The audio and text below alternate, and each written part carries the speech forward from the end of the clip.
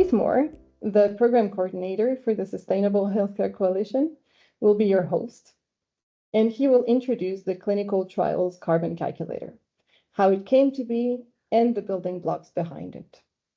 Simon Omonu from ERM will then tell us about the present and future developments of the calculator, after which you'll have time to ask your questions to Keith and Simon.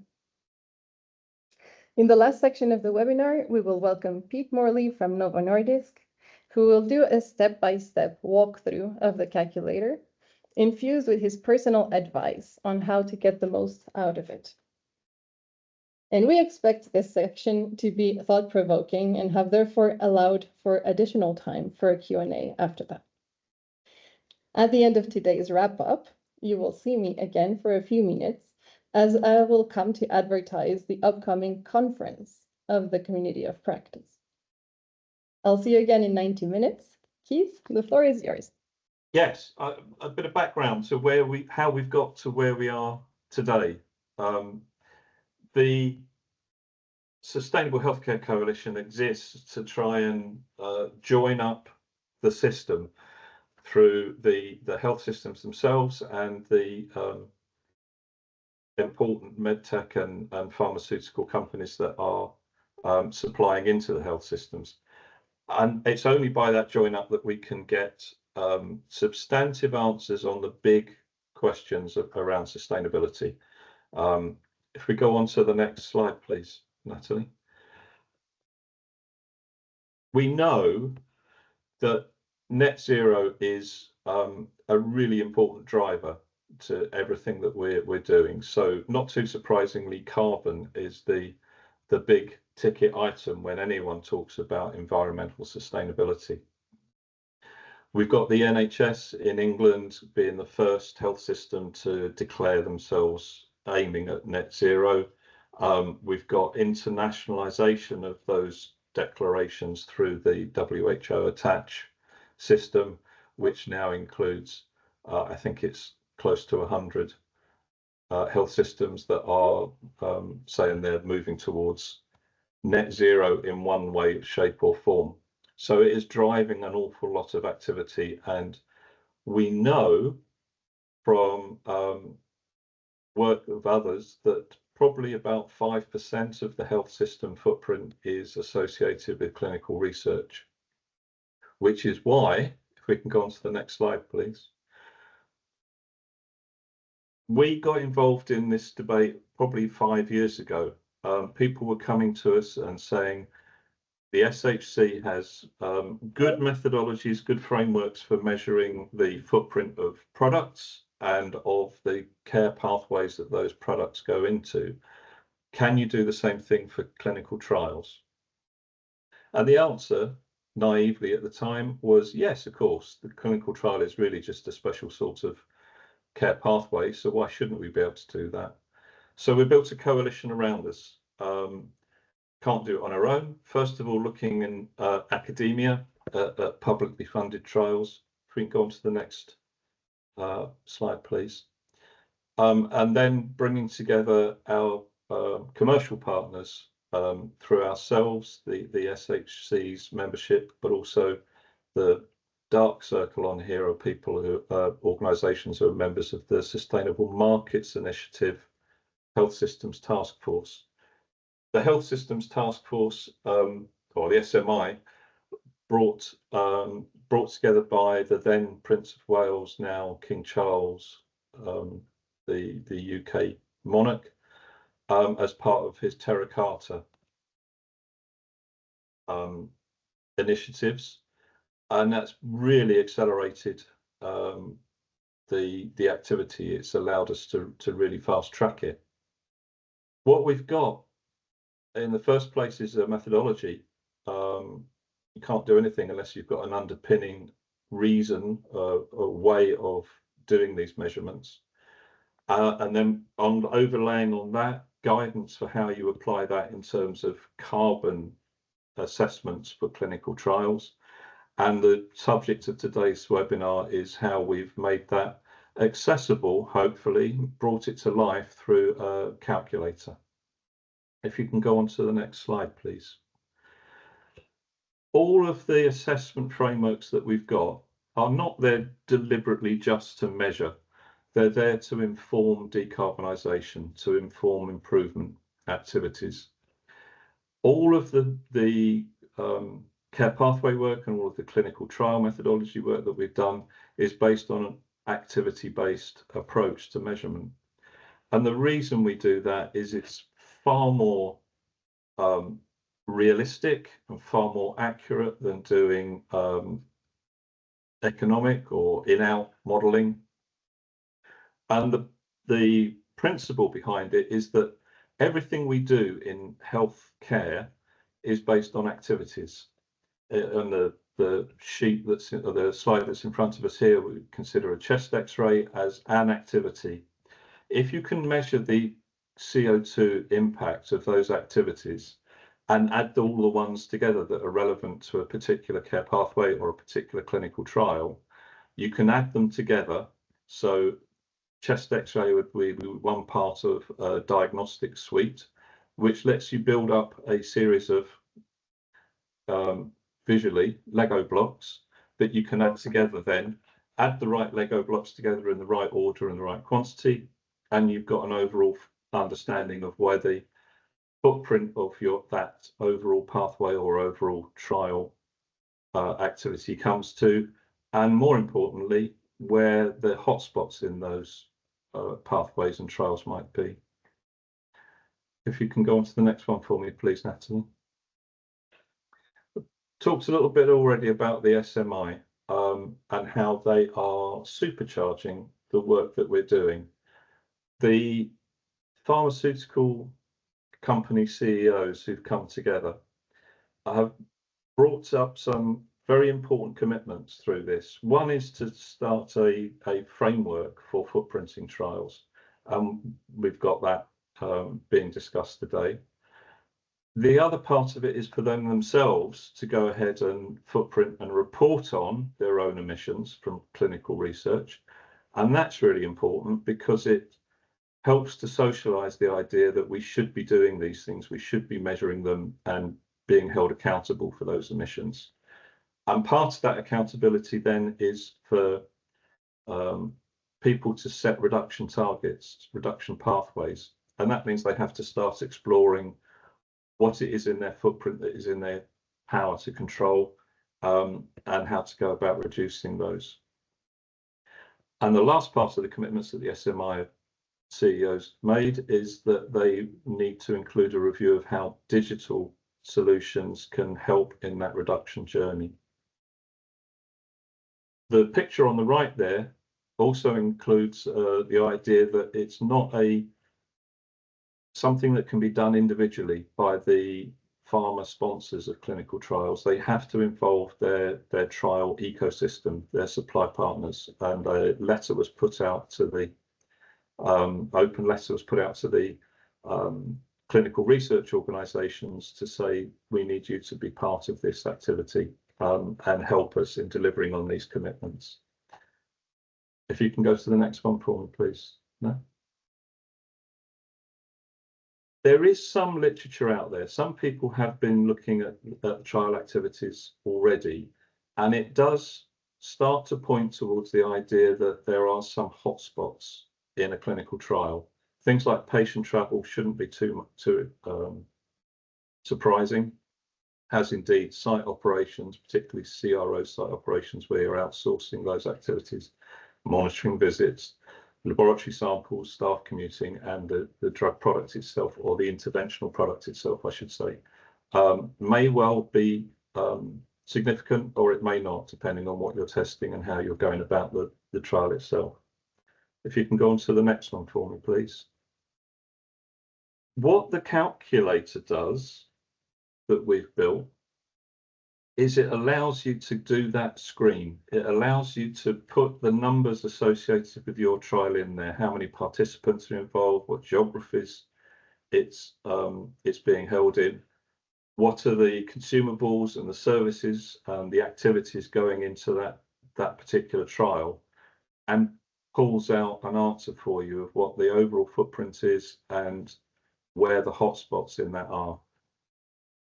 if you can go on to the next one for me. I won't dwell on the calculator itself too much, except to say that there are things that it can do and there's things that it cannot do.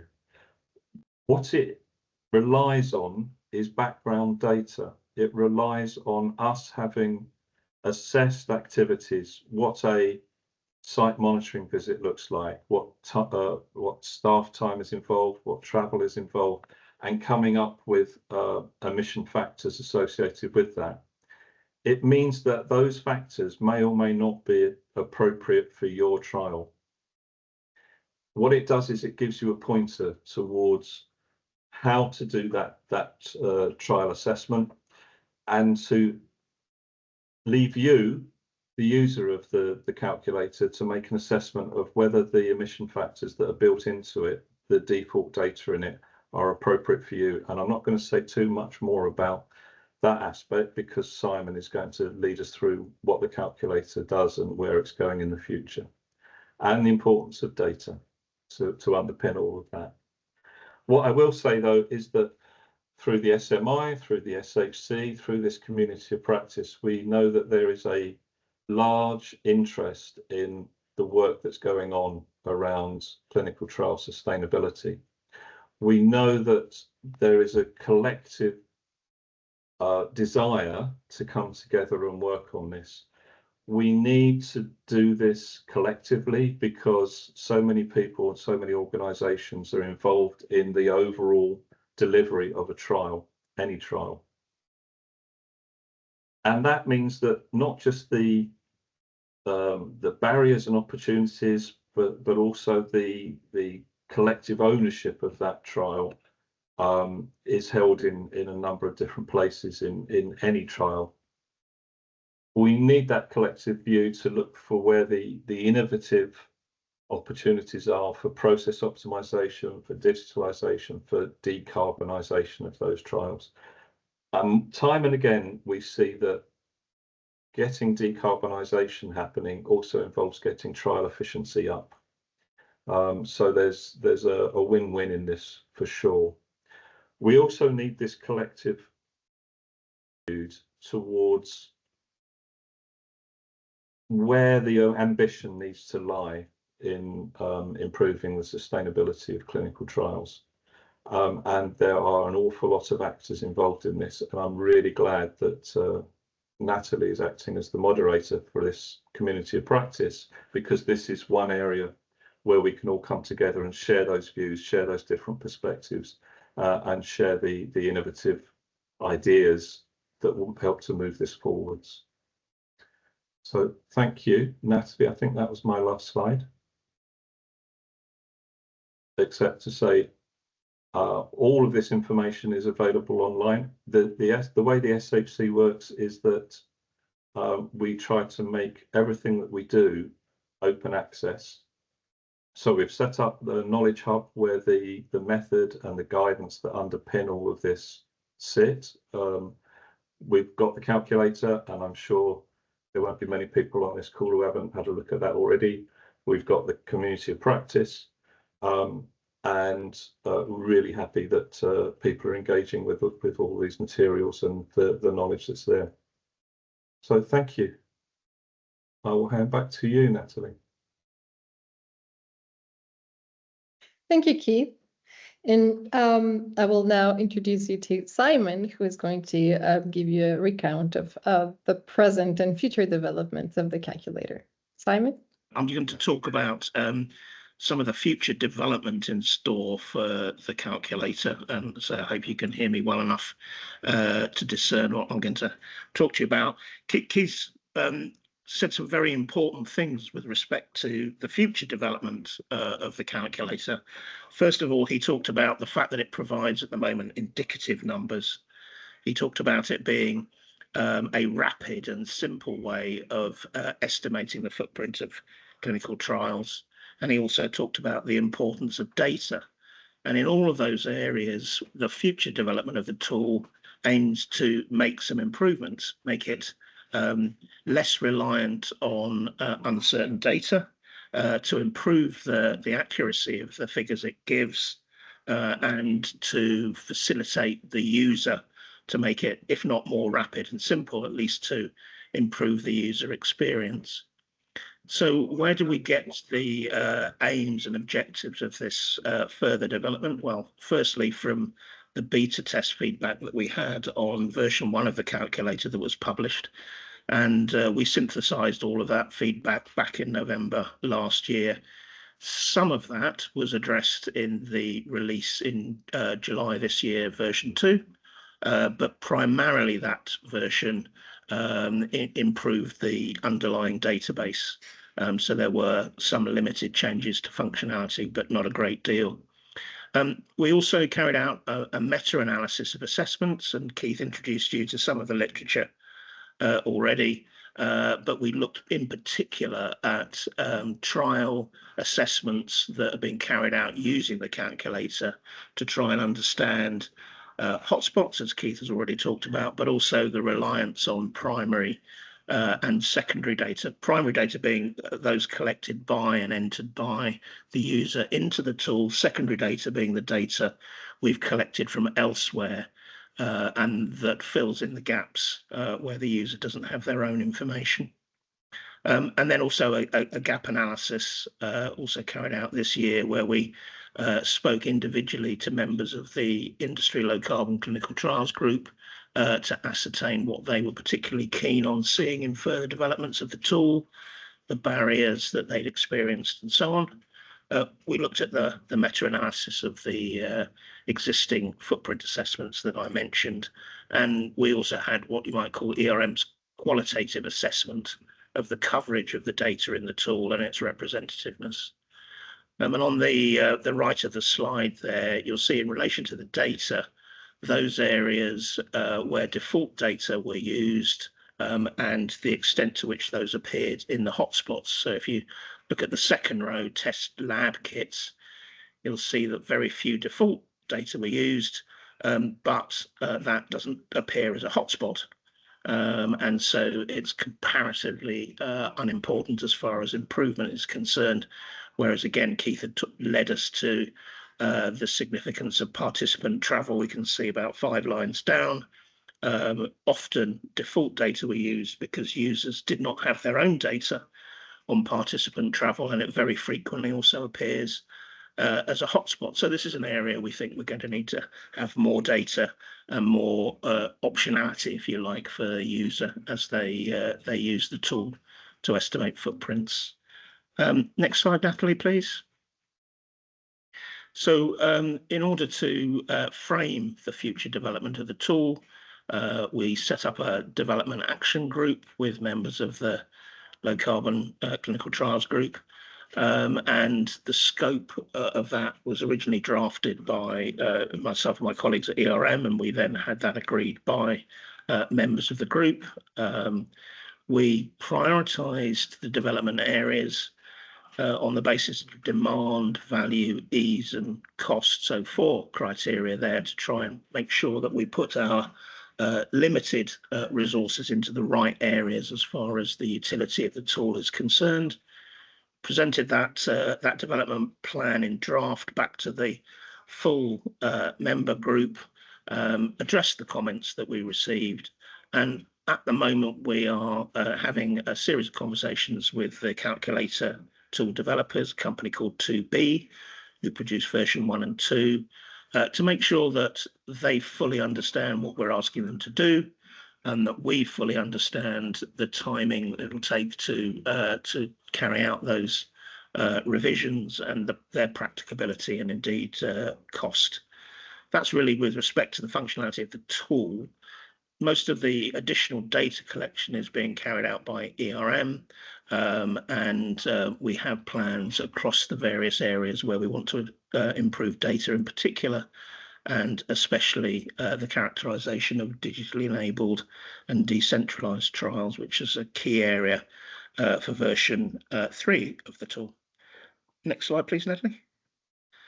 So back to this idea of functionality on the one hand, where we're seeking to improve the user experience and give more optionality to people estimating the footprint of their trials. Probably, I mean, these particular areas, the bullet points are in rough priority order, although not specifically. I think undoubtedly, though, improved granularity with respect to location is the area that we receive the most feedback on. Users want to be able to put in country-specific data where their trials span more countries. They want to be able to rely on regional country energy grids, quite understandably. They want to be able to look in a rather more sophisticated way at the distribution of lab kits and the return of samples and the number and location of labs and trial sites, etc. So that's something there's going to be considerable additional work on, although version 2 did improve on version 1 with respect to grids in particular. We're also introducing an ability to compare scenarios, probably just 2 in the first instance, and also look at the difference between a digitally enabled trial and its conventional counterfactual, so we can see if and to what extent there's an improvement in the carbon footprint of decentralized trials.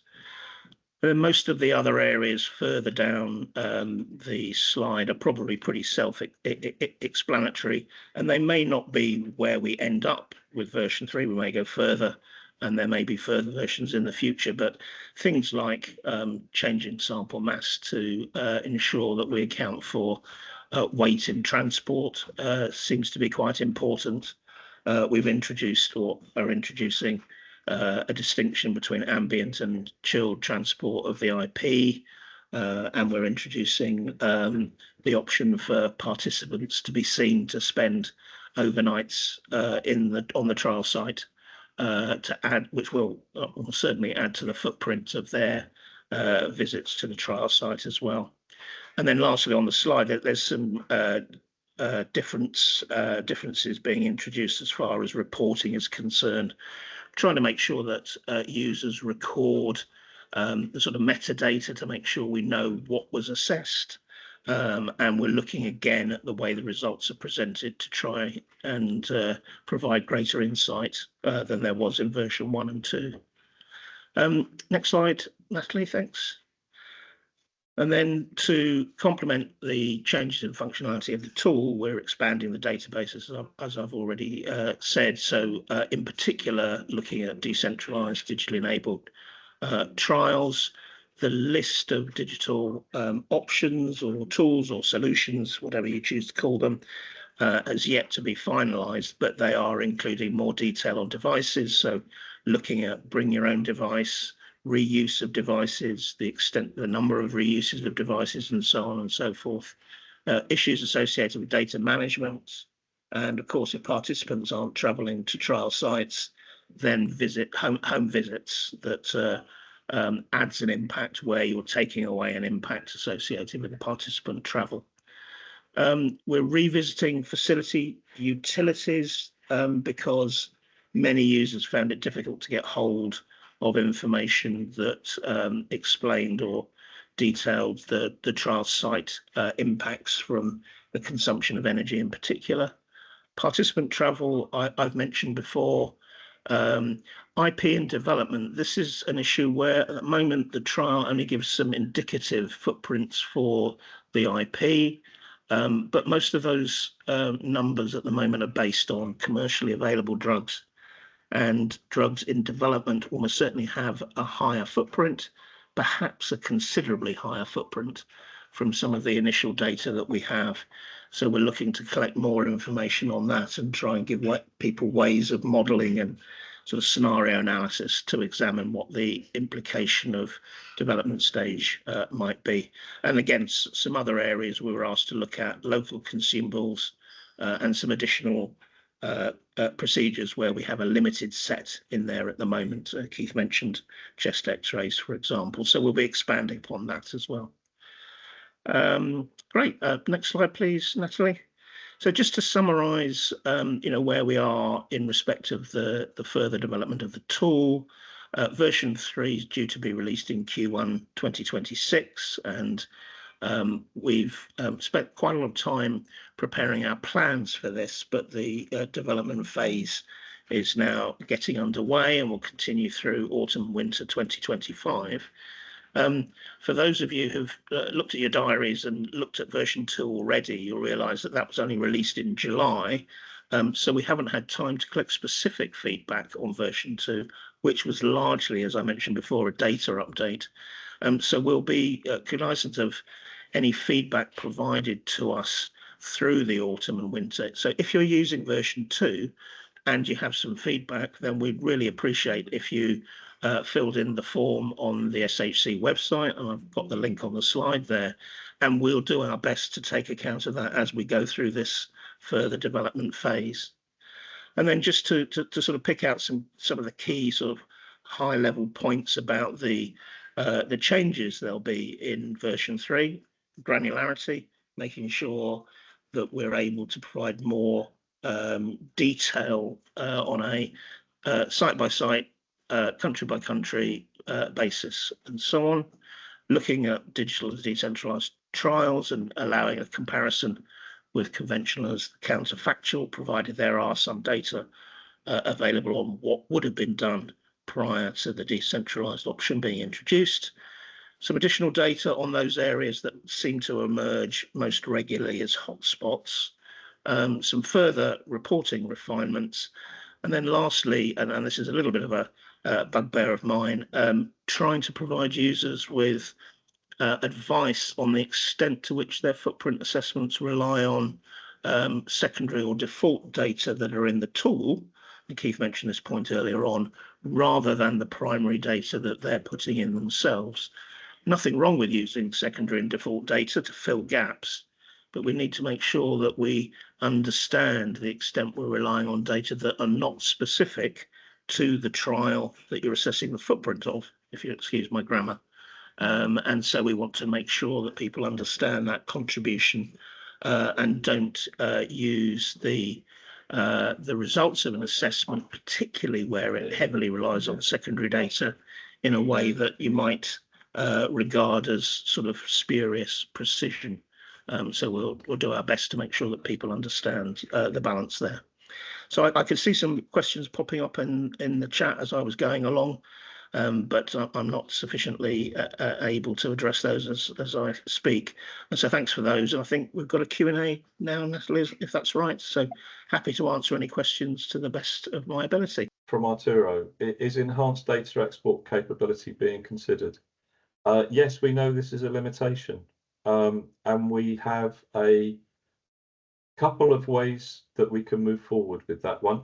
One of the things that we set up as a principle in the start of developing this thing, it was that we wanted to protect people's data, which meant not storing it effectively. The only place the data is stored at the moment is on your own browser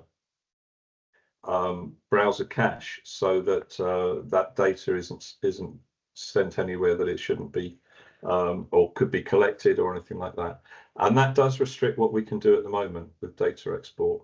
We got round it by putting a button on the calculator that allows you to do a JSON file export, but the only way you can use that is by loading it back up into a fresh version of the calculator. If you wanted to share your results, you just share the data in the JSON file with someone, and they can load it into the calculator and get the results that you see. We need to do better, and that's one of the things we're looking at for version 3. The other thing is integration. At the moment, it's a standalone operation to put data into this calculator and get your information out. That's limiting. So one of the things that we're looking at is how to incorporate what the calculator does into other people's systems, trial management systems, so that that information sharing doesn't happen or doesn't need to happen and that means that the data can be stored and held within people's own inside people's own firewalls. So yes, it's coming, it's being considered. Michael, you asked, will you enable washout periods between bed days, and will bed days include food? Yes. Effectively, the bed day concept is one that's already built into our care pathways assessment approach. We did look at some hospitals, and I have to be careful because most of them are just in the UK, and look at all of the activities that are associated with keeping a patient in a bed for 24 hours.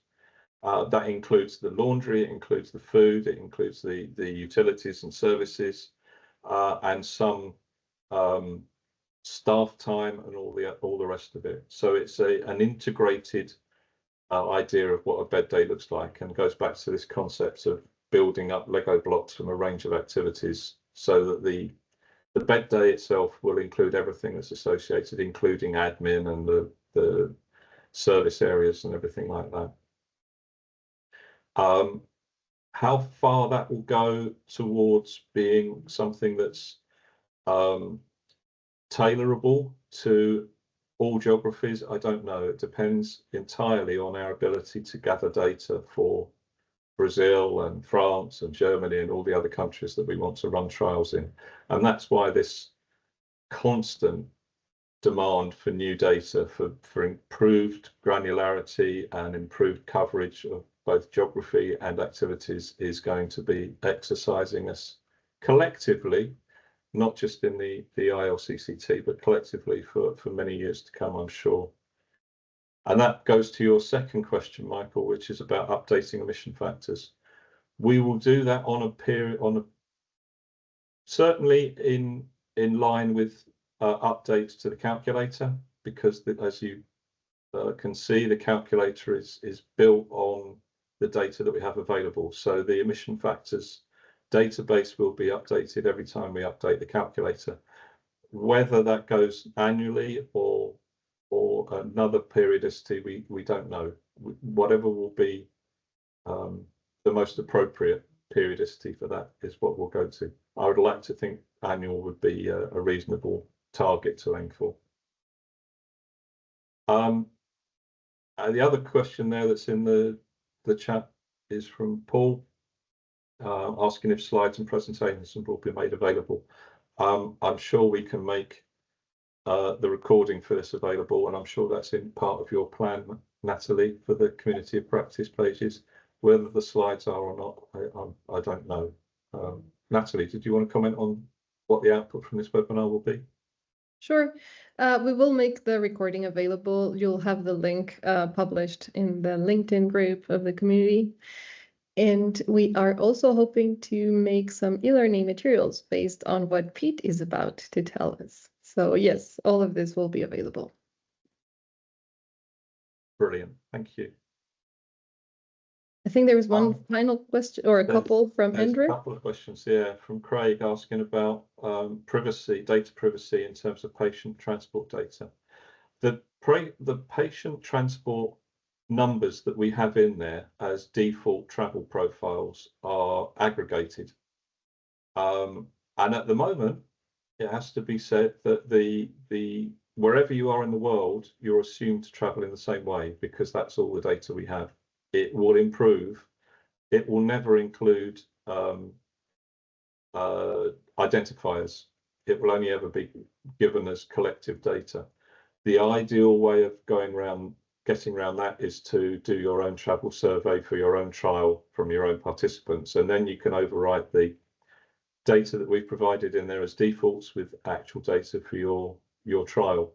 Recognizing that is a huge logistical and technical effort required to that. I suspect quite a few people will continue to rely on the travel default profiles that we build in, and that's why continuing to collect information, particularly in terms of geography. People in the USA will travel differently to those in UK or Europe or Asia for sure, and it's important to know those things. For the time being, it's the best we can manage. But yes, identifiable data will not be part of that. And I'm just reading from, oh, yes, Simon's answered a couple of questions in there as well. So we'll leave Simon doing that. And Natalie, a couple of minutes early, if there's no more questions, I'll hand back to you. Thank you. Perfect. Thank you so much. And I'm going to stop sharing my screen so that Pete can start sharing his and walk us through the tool. Great. Thank you, Natalie. Any issues with the sound or screen sharing, let me know. I don't have any jazz in the background. It's all good. Thank you. Hi, everybody. Thanks, everybody, for joining as well. Good to see such a wide variety of people and places represented. So to introduce myself, my name is Pete Morley. I'm Clinical Sustainability Manager at Novo Nordisk. So basically leading on our work to reduce the environmental impact of clinical trials, really focusing on how we can build in sustainability by design into our clinical trial operations. So my background is clinical operations, not sustainability, but for the last 2 years, this is what I've been working on and learning a lot about from the likes of Simon and Keith and others in the coalition, which kind of emphasizes, I think, this pre-competitive collaboration that we have has been a really important way that we can learn from each other and accelerate this work to reduce the impact of all our important work we do in clinical trials.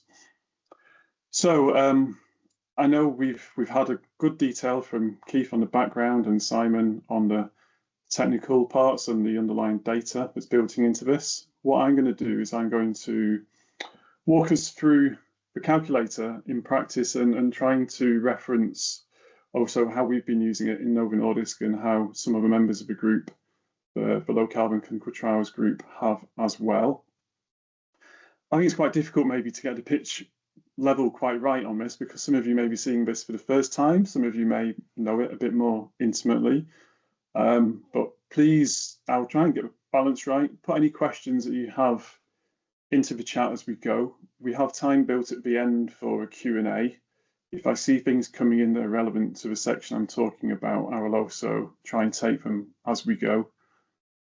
I've got a screen here and I've got a screen here, so I'm looking left and right, but I'll try and pick up on any other questions in the chat. So if you haven't already, if you're not familiar, this is where everything happens. So clinicaltrialcarbon.org. So this is the home of the calculator. And as Keith mentioned, I know Sir Simon, you can find a lot of information here about the guidance documents and the methodology. So the foundation for how this calculator has been built. And it's probably also worth reminding people that a year ago, we didn't have this calculator. We're still in the very early days of doing this. So we all want to accelerate the development of it. You know, it can't happen quick enough, but we've come a long way in a short space of time. And I think we need, I'll just scroll to the bottom, the feedback form, as Simon mentioned, version 2 has just been released.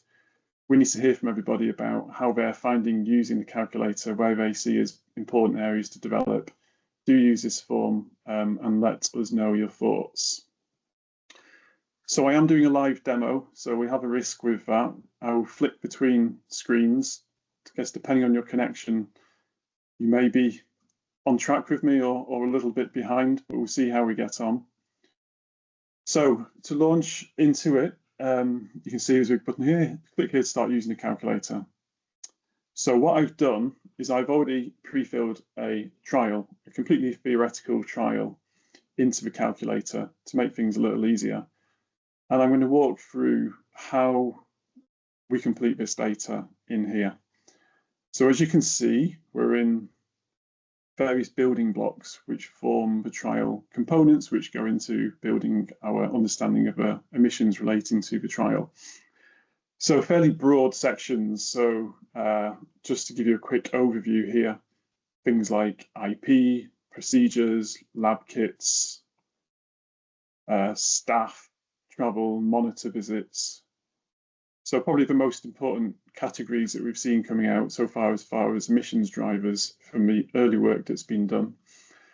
And I think it's also important to reference that the data and some of those early publications that have been done by the likes of colleagues at AstraZeneca and J&J, it is still a small sample of trials compared to the whatever 60,000, 70,000 trials that are actively recruiting around the world at any one time.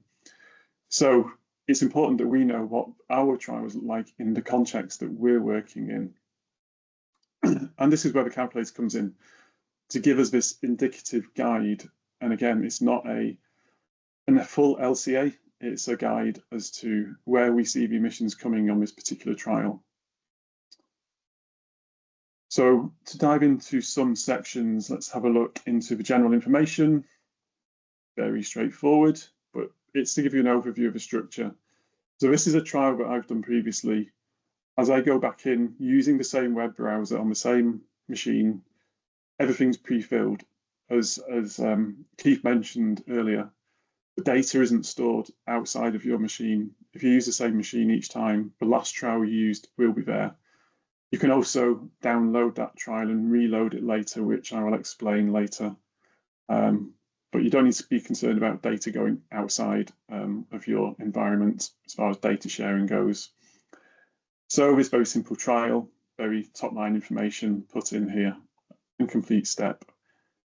And then I'll go into a bit of detail now around a few sections.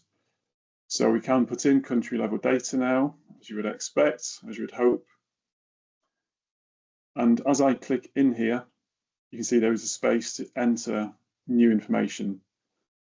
But as I've already put some data in here to save on time, you can see, as you'd expect, you can list in number of countries, number of participants for global trials or single country trials, just one line, for example, and this list keeps on going. And so it's very simple. If you want to add another trial in, you can just go in and put this information in, number of visits. And you can see some of the data that's coming in here is probably data maybe we don't capture routinely. So for example, do we really, when we're designing our trials, work out exactly how long do we expect a patient to be in a trial site for a visit? And this is what, as a sponsor and trying to use this more systematically, we're having to think about how do we routinely capture this data and make the same assumptions so that we're applying the same assumptions across all our trials. And then as a collaboration, how are we making sure that we all make assumptions in the same way so that if we both enter an identical trial, we'll get the same result. So I'll just put a couple more piece of information in here. Okay, and you can see add a record and it's added in to the bottom of this list. I'll click on complete step. Let's take a look at IP. So you may or may not have interventional products. You have the option here, so you can either enter no, or this is an IP trial that I've set up. I've put some data in here already, but I'll show you some of the enhancements in the most recent development of the tool. And data on IP in early development in clinical trials is quite hard to understand. I think a lot of companies now are doing LCAs for commercial products, in part of understanding the impact of healthcare on emissions. But we might not have that data early on in a phase 1 or phase 2 trial. So what we can do is we can pull on some comparable data. So using this proxy data, where we can say, okay, we know we don't know our data, but rather than entering nothing, let's take the assumption that it's a 1 milligram tablet. And then we can give it a name. And then some more questions around kind of how tablet is supplied or the product is supplied. You know, given the shipment of a trial product we know is a big driver of emissions, particularly given the time-sensitive nature of delivery, a lot of air freight involved. I'll put in centrally in here. And then you can pick the country. And then this is important for, on the previous screen, I showed all the different countries involved. This will calculate in the background those different shipment distances. Let's pick Denmark and Novo Nordisk, so we'll go in there. And then we should all have data. And again, it's back to my point before about we probably don't capture this data routinely for this use. And we need to think about how we do this now. How do we get hold of data on trial product that we can use to calculate the emissions from it? So do we know, for example, the total volume of tablets for this trial, and let's say we need 25,000 tablets. If we know emission factors, so this is where I was saying it's going to take the default data for a tablet. If we do have some data, we can put it in here. But as we get warned, only do it if you know what you're doing. So that's why it's also quite good to have a fallback on this proxy data or secondary data in here. And then let's finish this off. So we know 25,000 tablets. Maybe that's going to be coming in 5,000 IP kits for the patients, and we know the weight. So we can add that in. And we can see this line has been added in. And just one quick thing, I don't want to get too technical here, but just to show you as an example, you can duplicate this entry.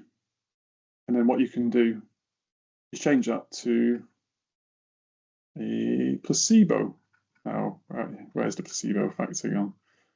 Here we go. So you can change that to a placebo. So we know a placebo will have a lower emission than a product with an active comparator due to the manufacturing. And then you can get an estimate in here and then update that record.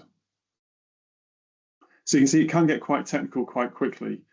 And I think so much of the time that you spend putting data into here, it's probably outside of the tool in gathering your different data sources together. What we're doing at the moment as a sponsor is mapping out all of our different data sources, looking at how we can bring this together in a certainly more automated way than a currently manual process. How can we make sure that we apply the same assumptions to all of the trials so that we can compare like with like? Okay, so that's IP. Let's see what else might be of interest. I'll touch on lab kits. I see we've got some people representing the labs here today. So you can see for an example of the kind of information that we're collecting. And I'll have a look at, I'll edit the record I've already entered so you can see pre-filled data. So you can see in here, for example, I think some of the conflicts between simplicity of a tool versus perhaps the reality of how we know we conduct clinical trials. So for this example, we can see we've got a kit supplied centrally from the US. We know the kit weight and we know the number of kits. I guess in reality, we know that perhaps we might have 2 or 3 regional depots if it's a large multi-country trial. But the calculator doesn't give us that complexity right now. But it's something that we know, at least we have awareness of. We know there might be some limitation within this data. And it's also on the development pipeline for the tool that we can improve these kind of things.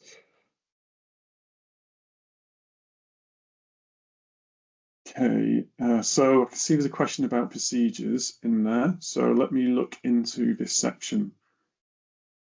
So this is where I guess we're taking our trial protocol. We're looking through the visit schedule, looking at what's happening to our patients in the trials.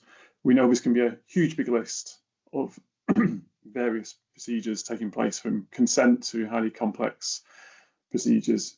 And if we click on here, we can see at the moment what we can capture within the calculator.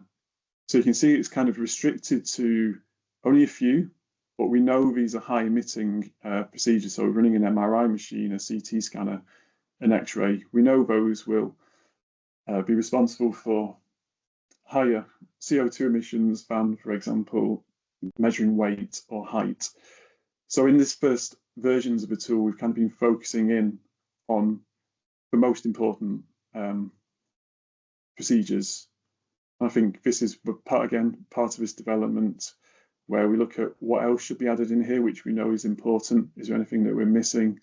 And also, this is where we like your feedback to explain a little bit more where you see a need which isn't being met currently with the calculator. You know, this trial, I guess as an example, we don't have any of these assessments, so we can't actually complete any procedures because we know we don't have any MRIs. It's a maybe perhaps more straightforward protocol.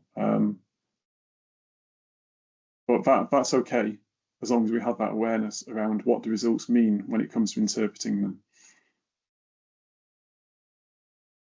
Okay, now maybe just dive into participant travel. There was some discussion around this also.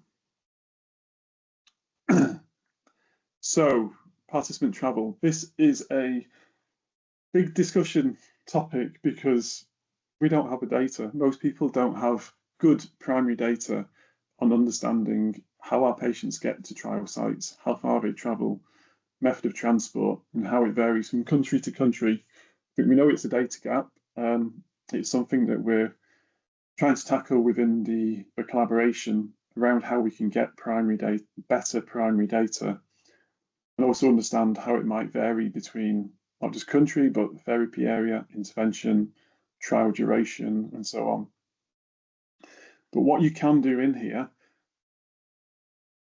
you can do a couple of things. You can, if you do have good primary data, we'd like to hear about it, so we see if there's anything that we can contribute to the underlying data foundation. But you can also enter individual country profiles. So, you know, if you have the US and you have Sweden, for example, we know that the travel might look differently. So you can enter this in here. Or if you don't have it, then let's click no. And again, if you have average participant data, great, you can add it in. If not, you can click no and you can get some default values.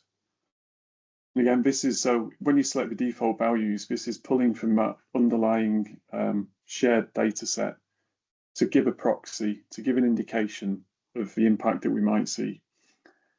You can also make some adjustments around, you know, if you know the average round trip, for some reason you have that data, then great, you can add it in. If not, then you can also play around with that. And I think this is also maybe one of those points where it could be interesting when you get the results to go back and adjust things and see how things look, so you can see how it appears in different contexts.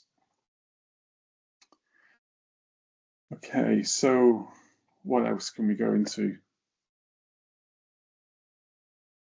Maybe I'll just quickly talk about trial site staff as another example, really, of data maybe we don't consider routinely when we're setting up clinical trials and running clinical trials, particularly from a commercial sponsor. You know, we maybe have some data on contracts and staff time and financing, but do we really know how long a study nurse has to spend with a patient to conduct that visit?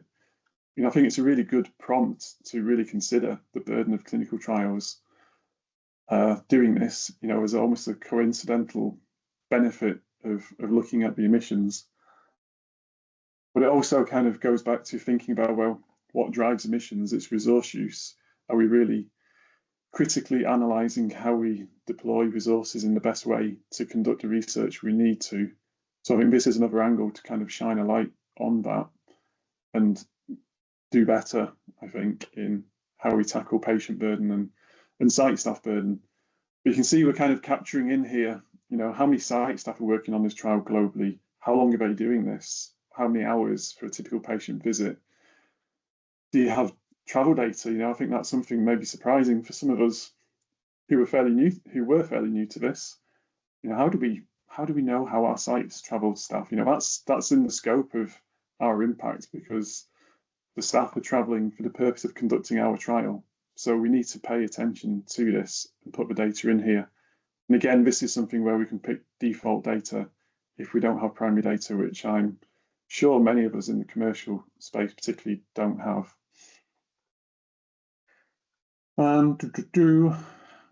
Maybe one last thing before I show some of the results is just around monitor visits. I think Simon mentioned a little around you know, new ways of working in clinical trials. We do have a specific category in here looking at monitor visits. So we should, in theory, be able to understand how many monitor visits it takes to complete a clinical trial. And then if we have data internally on travel, for example, you know, for a typical monitoring visit, it will look very different in different countries, but can we get a picture of the impact from a CRA going to a trial site, traveling there, perhaps related overnight stay? How can we capture that? And this is a way to do that.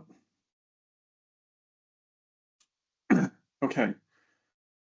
So we're at that disconcerting stage where we're not having much discussion, it's not too many questions. I'm hoping you're still all awake on the other end. So I'll show you some results now. So I've gone through and completed that, and you can see very quickly from clicking that complete assessment, you get the results back. And the headline figure that we get here, I mean, this was a dummy trial, but I was trying to make it fairly representative of some of the data out there. They were seeing 1 ton of CO2 per patient in the trial. And I think this is quite a useful metric when we're also talking to our colleagues on understanding the impact and the role that clinical trials have in organisations' impact overall. So we can see quite a big trial, 1,500 tonnes of CO2 from running this clinical trial. And you can see a breakdown per country. And then what you can see also in here, some very colourful charts, but you can begin to see now what's driving those emissions. And you get a category breakdown. So in this example, particularly, we had participant travel. Here is one of the big hotspots. Over in blue, monitor visits is a hotspot. Trial management is quite a big one too. Investigator meetings, so in-person investigator meetings, we know is also a big contributor. And you can see the breakdown on the left-hand side. And maybe I should also just comment here around so within Novo Nordisk, we did, when we started using the calculator for the first time, we put some trials through the calculator, and we also put these same trials through a sort of life cycle assessment process internally. So that kind of more standardized way of tackling clinical trials. So how does this indicative emission total match up to the kind of more standard way of doing it? And what we saw was really good, really close results. I think we put 3 trials through of varying sizes, some big multinational 1,000 patient, I think 4,000 or 5,000 patient study, and we were getting results back within sort of 3%, 5%, 7%. So it told us really that the overall footprint that we can see here is a good indicator of what this trial looks like. We can have some good reliance on this to understand our total emissions. When we went into the category breakdown, as we see here, we saw a bit more variance, but that's not unexpected because we were also using version 1 of the tool at the time. So we didn't have the country level emission factors, for example, which we did when we did the more comprehensive approach. So I guess message overall is, I think we found the overall total to be reliable. We found some variance in these categories. So just bear that in mind. Bear in mind what you put in to the calculator, how much is primary data and how much is proxy data, and how much is based on a averaged emission and how much is specific to a particular country or activity. And use that when you interpret the results. And then just to quickly scroll down, so you can then, as you might expect, you get a breakdown per category. So for example, here in the tablets, so the trial products, you can see the total emissions relating to one of those, and also what drives it. Is it the manufacturer? In this case, it's really small. It's the supply, so kind of the shipment related to the trial product.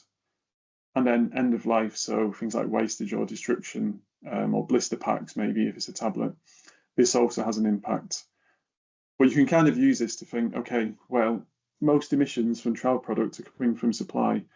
Is our supply chain relating to trial products optimized in the best way? Is there anything we can do in here to bring down this emission total?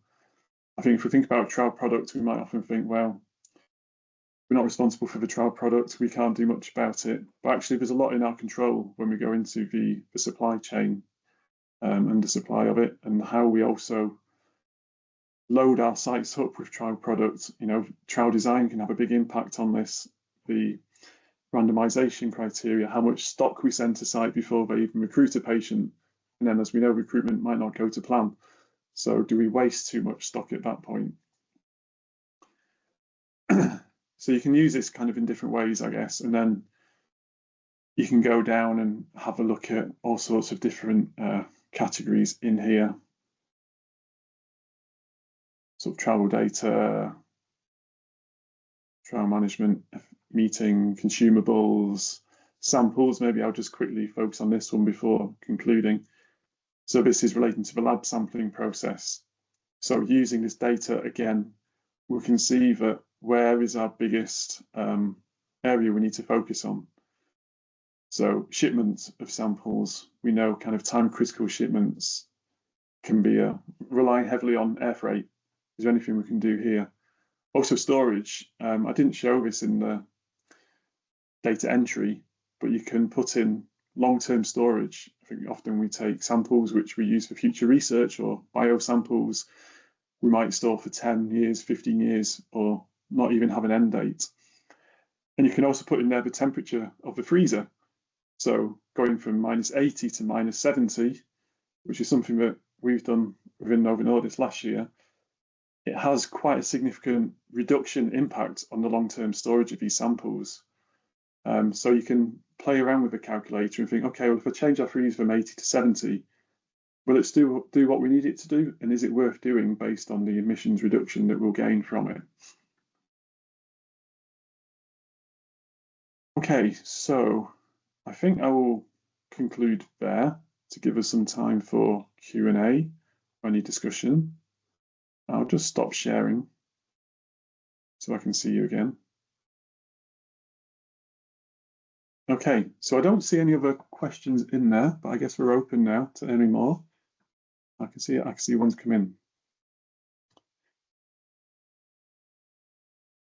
Okay, a couple of questions coming in, so I'll tour over the first one. So from your experience, are these proportions typical to travel? Yeah, I mean, I think it's fair to say that travel, whether it's the movement of one person or piece of equipment or sample from one place to another is what drives most of the emissions in here.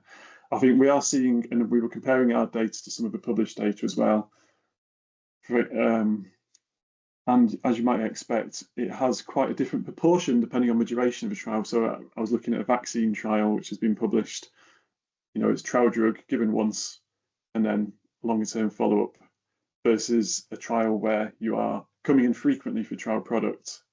So there's depending on the therapy area, on the trial product, on the phase of the trial, you can see these kind of categories shifting in and out a lot.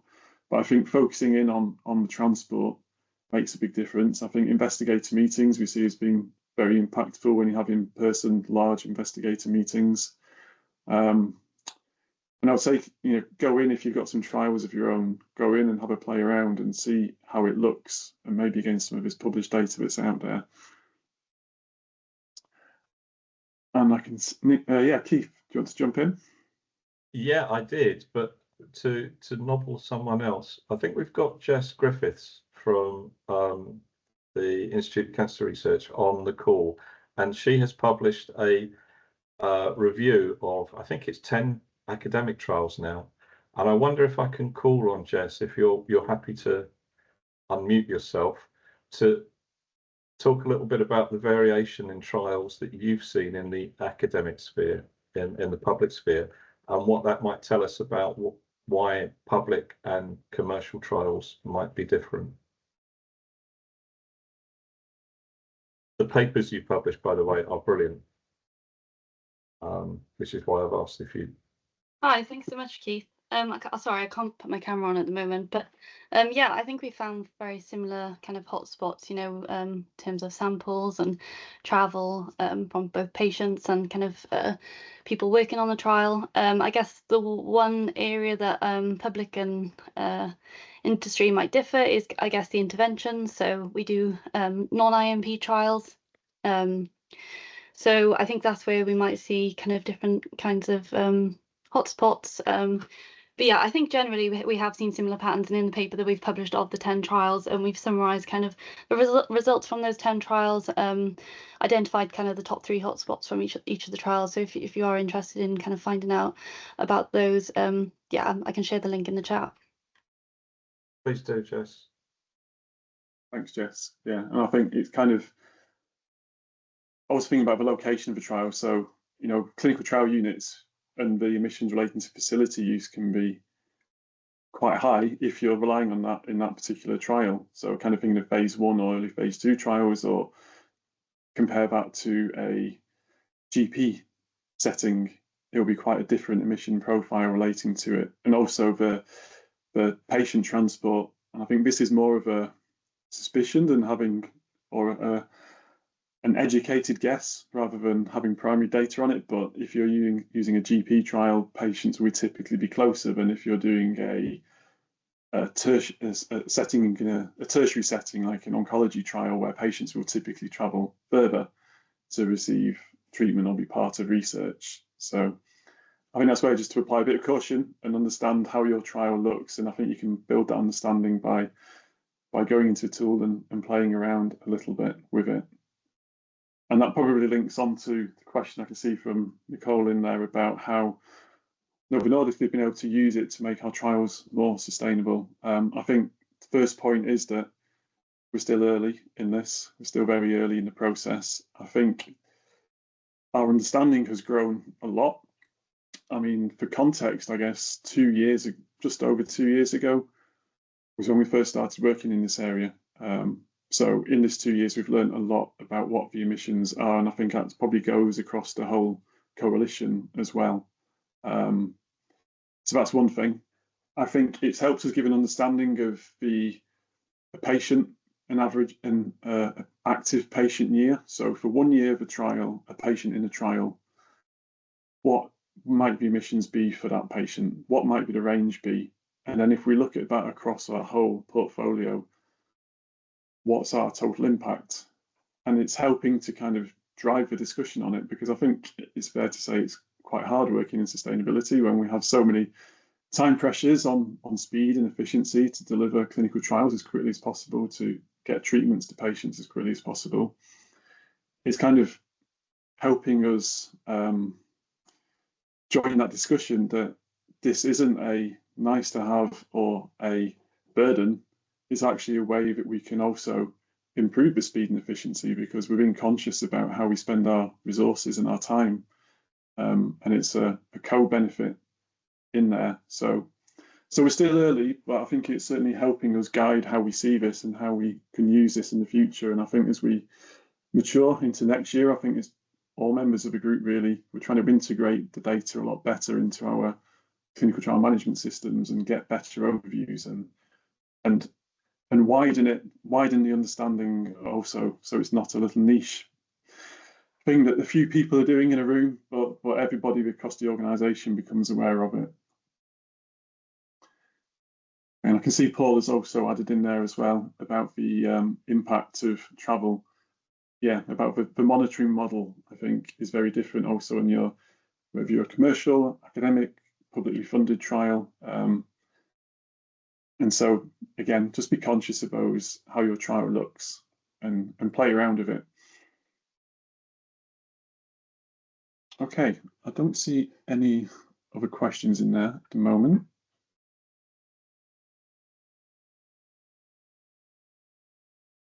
Anything from you, Natalie or Keith? Or I'm trying to think of a difficult question for you, Keith. I'd like to put you on the spot.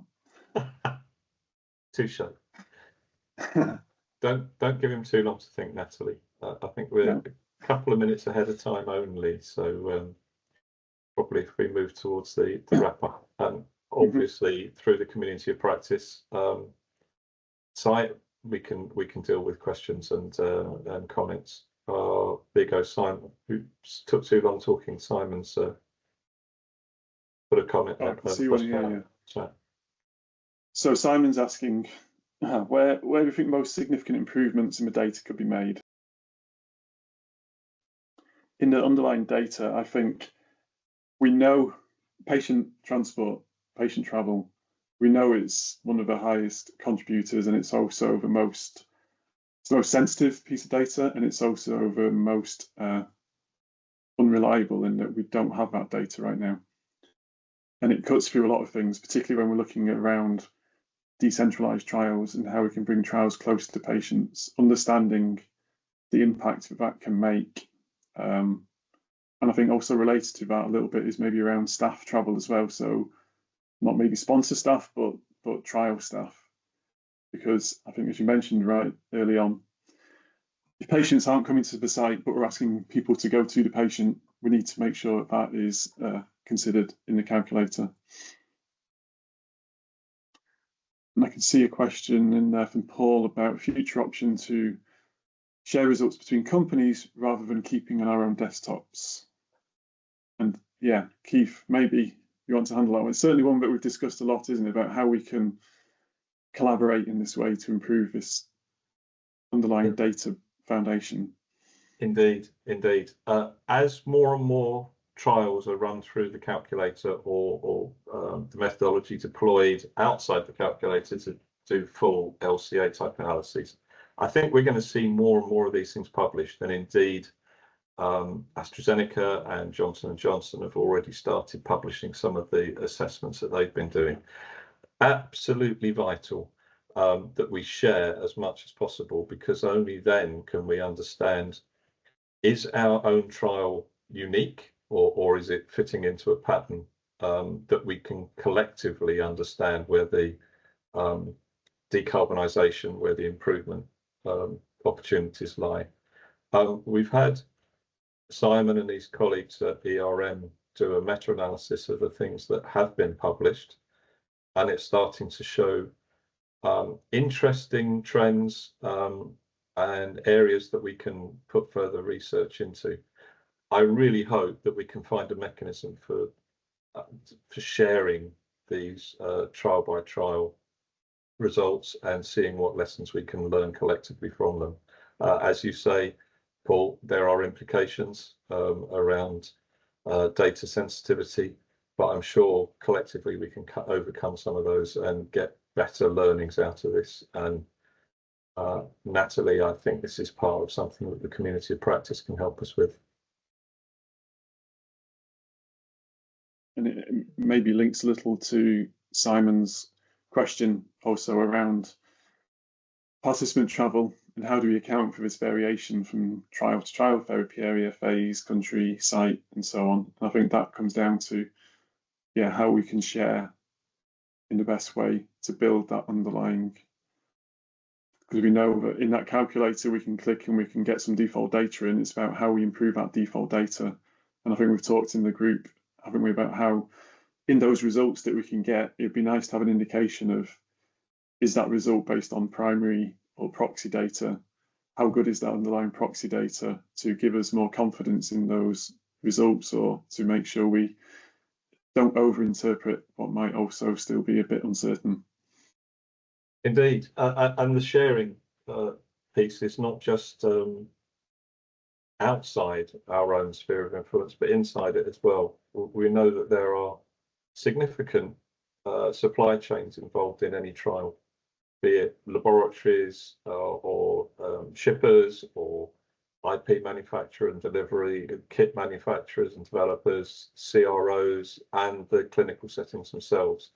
And it's in our own interest to make sure that that data is available for everyone involved in our trial to understand where the impacts are and where the opportunities for improvement are. So maybe we'll see vertical sharing before we see horizontal sharing to any great degree.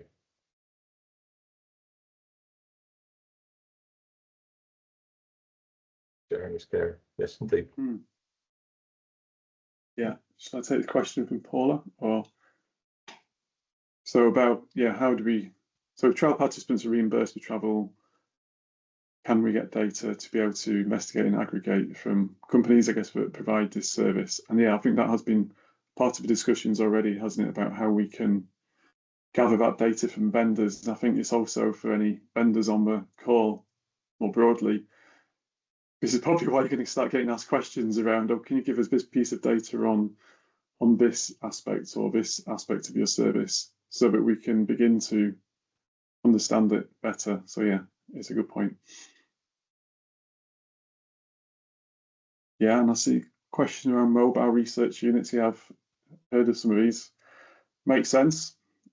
I think the tool, as it evolves, we'll need to adapt to the new ways that we conduct clinical trials. So it's a good point to put into the development log, Keith. Yes, indeed. And I think we've already got that in there. The trial, the activity setting, be it diagnostic or assessment or the treatment centres, going closer to the patient doesn't always mean the choice is between a hospital or a home. This is a fantastic interim bridge mechanism for getting that service delivered in the most effective way. So yes, it's already on our interest list. Be great to have some more conversation with you, Joanne, about where you're coming from on that one and how we can integrate it better.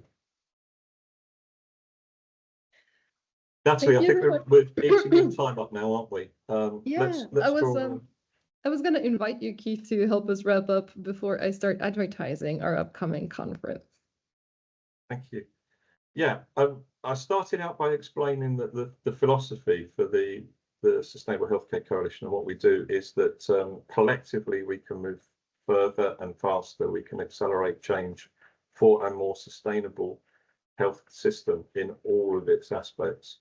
And I think this work that we've put together on clinical trials through the Low Carbon Clinical Trial Consortium and the Community of Practice and the partner conversations we've been having is absolutely fabulous example of how that can happen.